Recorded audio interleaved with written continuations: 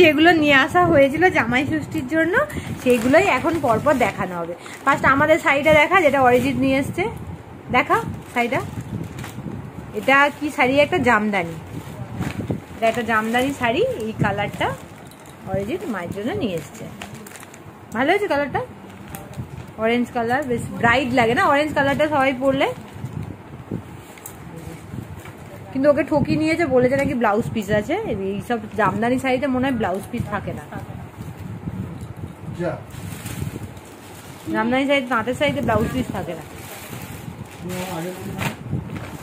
Blouse piece ঠিক আছে, এটা সব জামদানি। এটা হচ্ছে দিদি এনেছে মায়ের জন্য আর কি।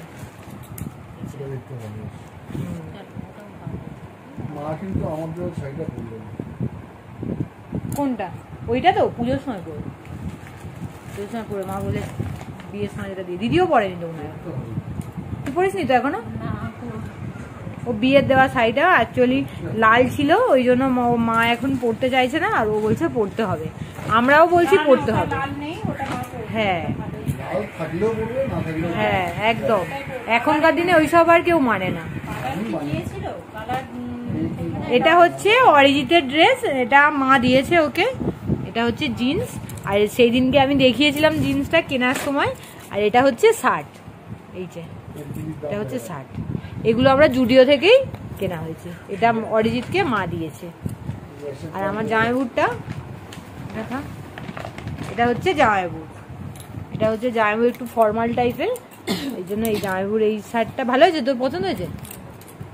এগুলো সব জুডিও থেকে নেওয়া। এটা হচ্ছে জামাইবুট শার্ট, এটা। আর এটা হচ্ছে প্যান্ট, ফর্মাল প্যান্ট। প্যান্টটা কিন্তু একটু এই যে চেক চেক চেক চেক ধরনের, বুঝতে পারছিস? ভালো লাগছে। এবার হবে কি না জানি না, কোমরে সাইজ অনুযায়ী তো নেওয়া হয়েছে। এইবারে চলছে গিফট দেওয়া পর্ব। জামাইবাবু মাকে গিফট করছিল, সেম মাও জামাইবাবুকে গিফট দিচ্ছিল।